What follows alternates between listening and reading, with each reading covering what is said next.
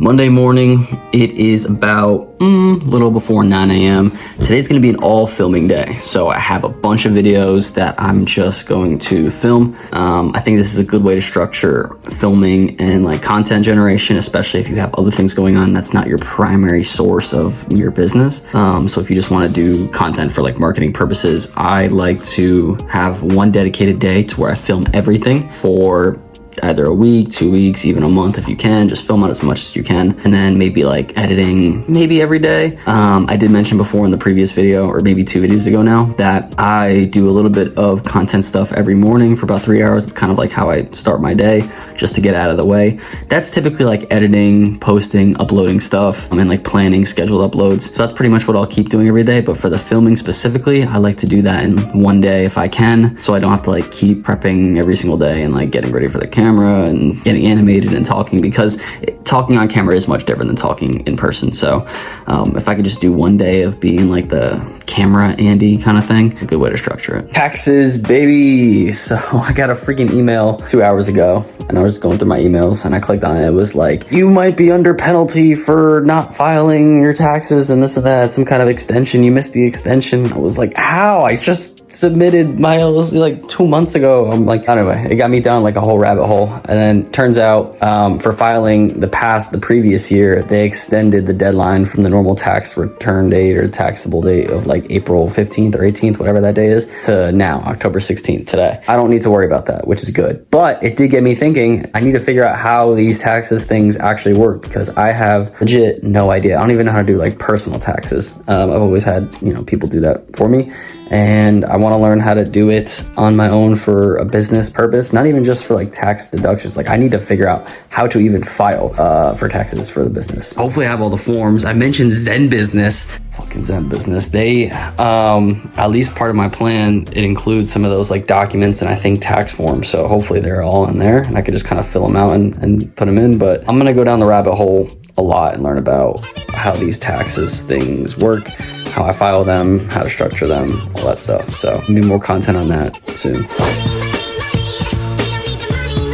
8:15 in the morning. It is Tuesday. It is one of these mornings where it's kind of hood up and I'm just getting stuff done. And so I wanted to show you guys my to-do list because it's quite long. And so it feels like there's always like not a lot to do, or it's kind of like slow days. Honestly, there's like too much to do and it's like hectic at the same time. It's really weird at this stage because like you're always wondering like, what can I do? But then at the same time, there's always just too much to do. And so you're always just kind of like flip-flopping between like, and like, oh, there's a lot. Here's the to-do list. Like, that's a lot. These are like the overarching goals over here, for content, website, those kind of things. And then like specific days that I have like blocked out for stuff. And then like the for laters, like future plans.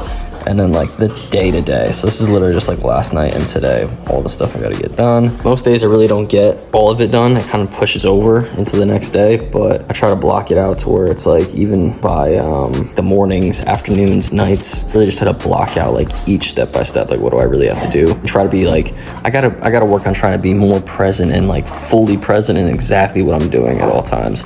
Not worry about the 10 things because I can't do all 10 things at once. I can only do one thing at a time. So be all in on that one thing and then go from there.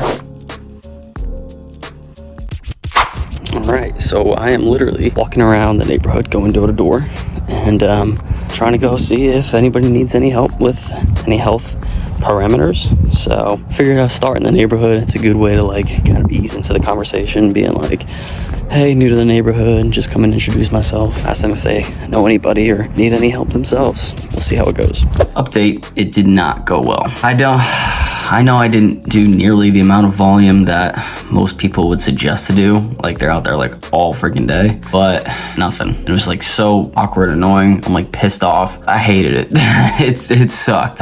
Especially I guess in this area, they have a ton of solicitors. So everybody has like a no soliciting sign, and then everybody's just already like pissed off that you're even knocking on the door or like in the doorbell and everything. And I try to ease it up. I'm like, hi, I'm Andy, new to the neighborhood, whatever. And they're just still like, what do you want? I'm just like, try to keep a positive attitude, but that shit sucked. So I called it. I have other stuff to do today. Now I'm gonna try to figure out other ways to get leads because going door to door was just not it for me. All right, this is so much fun. I found this app called Bark, and it's basically like a lead sourcing thing. So I've heard of like Angie's Leads back when I was working in landscaping, and that's basically for like home improvement services. And you basically be connected with people that are free leads. And so I found Bark. Unfortunately, it's not free, but I mean, in terms of like the amount of credits you get per lead, it's not too bad. I'm gonna try it out. Wow, my hair really is just like not, but I submitted all my stuff on Bark, got my profile up and running, threw a certain amount of money into it, and I'm just reaching out, finding good clients, kind of understanding like what makes a good lead, an engaged lead, like what's most optimal for me and my service, like who am I trying to benefit from, because you know, there's people that put in their profiles they only want female trainers, or you know, they're between like 18 and 20 years old and something. Like I'm going for probably a little bit of an older demographic, but yeah, it's really cool. I'm just filtering through them, reaching out. So I've done a lot of reach outs today, and so yeah, it's a lot easier in getting the leads themselves. Like you have somebody to contact and like to reach out to, and I like that part of it, like the actual reaching out, not the finding on who to reach out. Unfortunately, it is a paid service, not like completely free. But at this point, the way the morning went with, you know, going out door to door, I'd rather just pay for it at this point, and then hopefully I can just like nail down the selling, and it'll make up for that that paid acquisition cost of getting a client. So that's kind of what I've been doing all day, making some calls. It's kind of fun. I like this aspect of it. I like the selling, calling, reaching out aspect. Yeah. All right, guys, just a quick update. Those leads ended up being really freaking good. So you just basically contact them. It has all the contact information basically like blurred out, and then you give the app, which was Bark, credits toward getting that lead contact, and then you can contact them as you wish, and you had that lead for as long as you have it. You know, if you screenshot it, you can have it forever pretty much. So they are a little expensive. Roughly it comes out to about $10 a lead, which it is expensive. I understand that, but at this point I need customers, I need some money, and my sales are like not super high ticket, but in comparison to $10, pretty high ticket. I've been filling up the calendar now. So I spent roughly $300, and out of that 300, I was able to actually acquire about 30 leads. And then from there, I was able to make appointments with about, let's check, 1, 2, 3, 4, 5, 6, 7. So I was able to actually set appointments for 7. Nobody really said no to an appointment. The other ones, the other 23 were pretty much just like no